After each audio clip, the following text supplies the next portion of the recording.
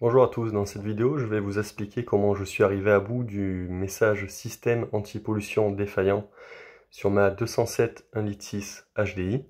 Donc pour vous remettre dans le contexte, j'ai acheté une 207 1,6 L HDI série 64 en garage Peugeot en septembre 2017. Donc l'année se passe parfaitement. Fin juin, début juillet 2018, il m'arrive un truc sur l'autoroute, j'étais à 90 sur la voie de droite, heureusement. J'ai accéléré, il faisait quand même assez chaud dehors, et d'un coup, la voiture se coupe, donc régime moteur à zéro, et le message qui commence à biper sur le tableau de bord.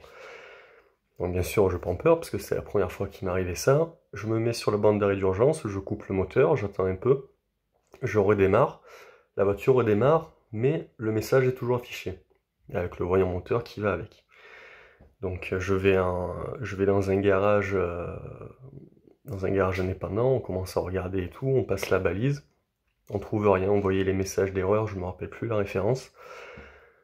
Donc je me suis dit bon, j'appelle le garage, je leur raconte l'histoire, ils me disent bon ben vous pouvez venir, on fait un diagnostic, par contre c'est 90 €. Bon, sachant que j'avais fait un coup de balise dernièrement avec un garage indépendant, je n'ai pas souhaité le faire tout simplement. Donc l'été passe, ça me le fait quelques fois. Donc bien sûr, ça stresse parce qu'on ne sait jamais à quand est-ce que ça va arriver. Donc pendant tout l'été, j'évite de prendre la voiture. Septembre, octobre, novembre, fin de l'année, tout se passe nickel. Juillet 2019, rebelote. Je me suis dit, bon, ça se passe l'été, il fait chaud, je sais pas. Pareil, je vais revoir un garage et tout, on me passe la balise, on m'enlève les messages d'erreur. L'été se passe nickel, ça me l'a plus refait. Et là, été 2020, rebelote. Pareil, ben, sur l'autoroute, second scénario. Donc, ce que je fais, je vais sur les forums, je commence à regarder. Il y en a un qui dit bon, j'ai changé la vanne EGR, j'ai changé le FAP, blablabla. Je dis bon, changer le FAP, 1500 €, vanne EGR aussi. Ça fait un peu cher. Et j'ai pensé au décalaminage. Donc, déjà, qu'est-ce que la calamine? Sur les voitures diesel, pardon, la calamine, ça va être tout ce qui est la suie. Voilà, les dépôts causés par le diesel, vu que c'est un carburant gras. Et je me suis dit, bon, on va voir ce que c'est, peut-être c'est ça. Étant donné que c'est une voiture diesel, que je fais quand même assez beaucoup de rues rurales, pardon, d'urbain, excusez-moi le terme, et pas forcément beaucoup d'autoroutes, je me suis dit que, à force, vu que la voiture est vieille, elle a 11 ans, la suie et la calamine s'est accumulée et a commencé à boucher un peu tout ce qui est vanne EGR, FAP, catalyseur. Et étant donné qu'il fait chaud en été, hein, vous le savez vous-même,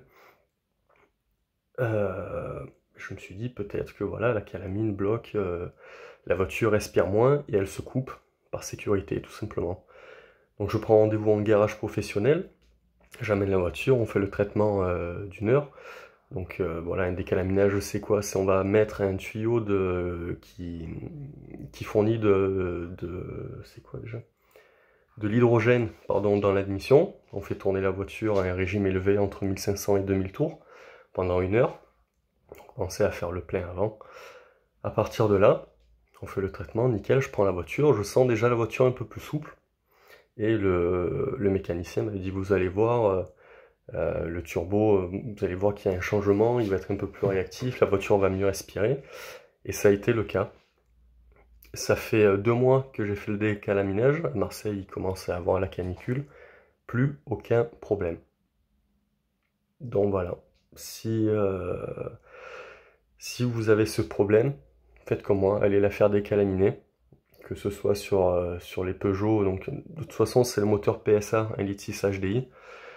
Donc voilà, c'est une panne qui est assez connue et dont Peugeot, d'après les forums de toutes les personnes qui ont ce problème et qui ont eu ce problème, Peugeot ne veut pas rendre de compte.